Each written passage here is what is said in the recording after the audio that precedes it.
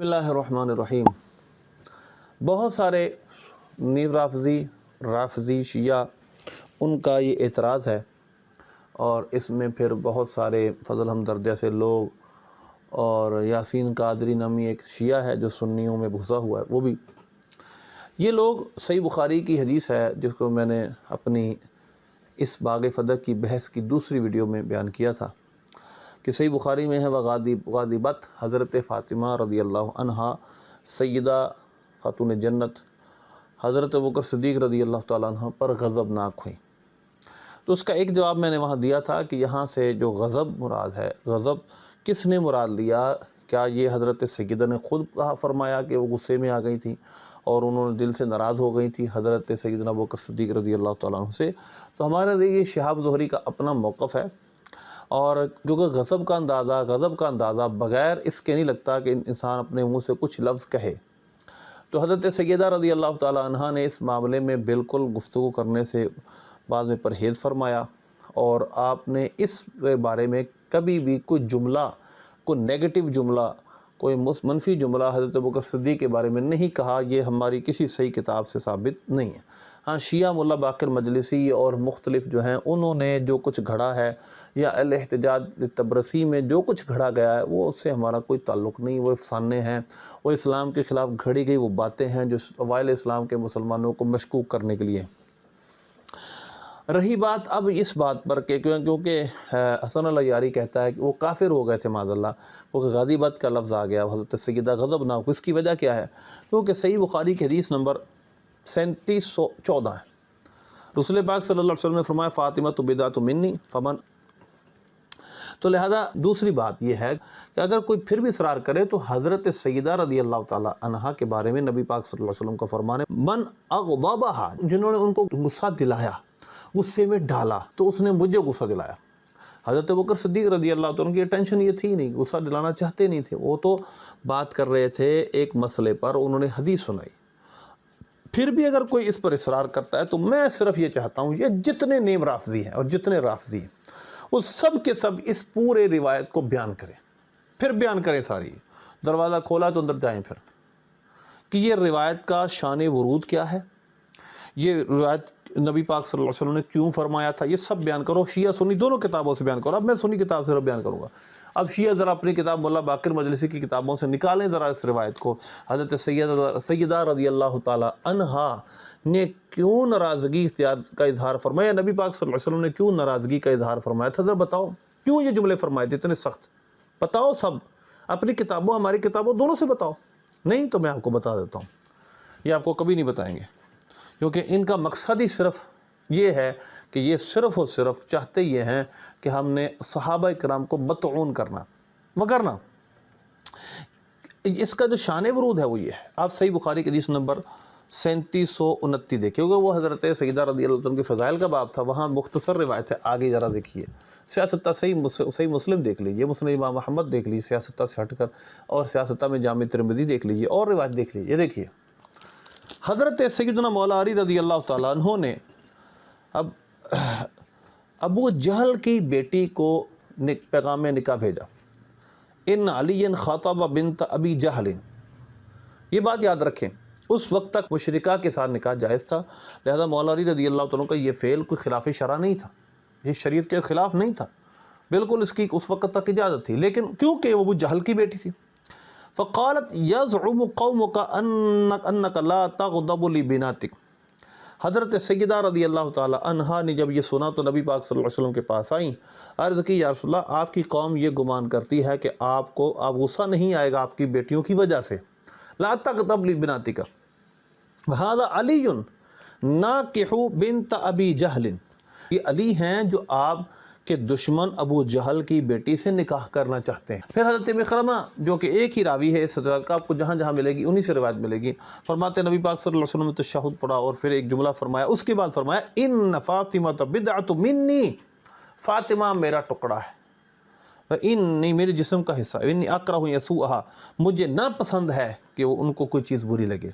वल्लाहि ला तजतमी बिन्तु रसूलिल्लाहि व बिन्तु अदुव्वुल्लाहि इंदा रजुलिन वाहिदिन, कि मुझ अल्लाह की कसम रसूलुल्लाह की बेटी اور ابو جہل اللہ کے دشمن کی بیٹی یعنی ابو جہل کی بیٹی ایک جگہ ایک مرد کے پاس جمع نہیں ہو سکتے. فَتَرَكَ الْعَلِيُّ خِطْبَةَ، حضرت مولا علی نے پھر یہ خطبہ نکاح چھوڑ دیا. اب یہی روایت صحیح بخاری میں اور مقام پر بھی ہے. اس میں لفظ یہ ہیں کہ جس نے فاطمہ کو اذیت دی، یؤذینی ما آذاہا، جس نے اس کو اذیت دی اس نے مجھے اذیت دی. یہ دیکھیں، یہ صحیح بخاری کی حدیث ہے. حدیث کا نمبر ہے 5230.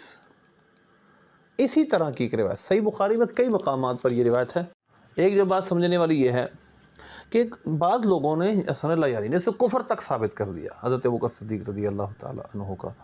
حیرت کی بات ہے کہ اگر آپ اس سے یہ کفر ثابت کرنا چاہتے ہیں تو حضرت سیدہ رضی اللہ تعالیٰ عنہا کو تو غصہ اس وقت بھی آیا تھا کہ جب حضرت مولا علی رضی اللہ تعالیٰ نے ابو جہل کی بیٹی سے پیغام نکاح بھیجا تھا. تو ہر غصہ کفر نہیں ہے، اس کی بھی اقسام کرنی پڑتی ہے، اس کی تفصیل جاننی پڑتی ہے. اور دوسری وہاں بات یہ ہے کہ کفر ثابت کرنے کے لیے قطعی ثبوت، قطعی دلالہ چاہیے. آپ نے جس کا کفر ثابت کرنا ہے وہ کفر بھی قطعی ہو اور اس کا ثبوت بھی قطعی ہو. تو لہذا اس لیے اتنی جلدی ایک خبر واحد سے کفر کیسے ثابت ہوگا؟ آپ کو کفر ثابت کرنے کے لیے خبر متواتر چاہیے. اس کے راوی ہے کہ مسور بنت مخرمہ، اور اس کے راوی بھی شہاب زہری ہیں. تو لہذا کفر ثابت کرنے کے لیے آپ کو قطعی ثبوت، قطعی دلالہ چاہیے. ایک اور بات، انہوں نے آج تک ہمیں جو سنایا ہے، اور ظاہر ہے کہ ہمارے نزدیک صحابہ اہل بیت سب محترم ہیں، سب کی عزت ضروری ہے، سب کی عزت کرنا ضروری ہے، سب قابل عزت ہیں. ان میں سے کسی ایک کی توہین بھی ہمارے نزدیک جائز نہیں. اب ذرا غور کیجیے گا نبی پاک صلی اللہ علیہ وسلم نے کس کس کے بارے میں یہ فرمایا ہے، ذرا غور کیجیے گا. یہ میرے سامنے صحیح بخاری کی حدیث نمبر 3783 ہے. سرکار صلی اللہ علیہ وسلم نے فرمایا الانصار لا يحبهم الا مؤمن ولا يبغضهم الا منافق. انصار سے صرف پیار کرے گا مومن اور انصار سے صرف بغض رکھے گا منافق. اور سرکار نے فرمایا ومن احبهم احبه اللہ، جس نے ان سے پیار کیا اللہ اس سے پیار کرے گا. ومن ابغضهم ابغضه اللہ، جو ان سے بغض رکھے گا اللہ اس سے بغض رکھے گا. تو سرکار صلی اللہ علیہ وسلم کے صحابہ انصار سے جو بغض رکھے اللہ اس سے بغض رکھے گا. تو جو اللہ جس سے بغض رکھے، تو شیعہ سارے کے سارے دیکھیے کیا کر رہے ہیں پھر، اور جو صحابہ کا بغض رکھنے جتنے لوگ سب غور کریں کیا کر رہے ہیں. اسی طرح یہی بغض کی روایت جامع ترمذی کی حدیث نمبر 3862 ہے کہ نبی پاک صلی اللہ علیہ وسلم نے فرمایا اللہ فی اصحابی لا تتخذوا غرضا من بعدی او کما قال السلام. لیکن آخر میں فرمایا من ابغضهم ومن احبهم فبحبی احبهم ومن ابغضهم فببغضی ابغضهم، کہ ان سے جو پیار کرے گا اس نے میری وجہ سے ان سے پیار کیا، کیونکہ سرکار کے ساتھ ان کا تعلق ہے. اور جس نے ان سے بغض رکھا اس نے میرے بغض کی وجہ سے ان سے بغض رکھا. تو جو بھی صحابہ سے بغض رکھتا ہے پھر اس کے بارے میں یہ فتویٰ لگاؤ سارے کے ساتھ. اور ایک اور روایت جو کہ صحابہ سے بغض رکھنے والے کے حوالے سے ہے، صحابہ کو غضبناک کرنے کے حوالے سے ہے، وہ یہ ہے جامع ترمذی کا نمبر ہے 3862. حضرت عبداللہ بن مغفل رضی اللہ عنہ فرماتے ہیں نبی پاک صلی اللہ علیہ وسلم فرمایا اللہ فی اصحابی لا تتخذوهم غرضا بعدی فمن احبهم فبحبی احبهم ومن ابغضهم فببغضی ابغضهم. فرمایا میرے صحابہ کے معاملے میں اللہ سے ڈرو، میرے صحابہ کے معاملے میں اللہ سے ڈرو، ان کو میرے بعد ہدف تنقید نہ بنانا. جس نے ان سے محبت رکھی اس نے میری محبت کی وجہ سے ان سے محبت رکھی، اور جس نے ان کو غضب نہ کیا فمن ابغضهم فببغضی ابغض، میرے بغض کی وجہ سے ان کو غضب نہ کیا. اور فرمایا کہ جو ایسا کرے گا قریب ہے کہ اللہ اس کو پکڑے. تو لہذا ہمارے نزدیک اللہ سرکار نے فرمایا من آذاہم فقد آذانی، جس نے ان کو اذیت دی انہوں نے مجھے اذیت دی. من آذانی فقد اذى اللہ، اور جس نے مجھے اذیت دی اس نے اللہ کو اذیت دی.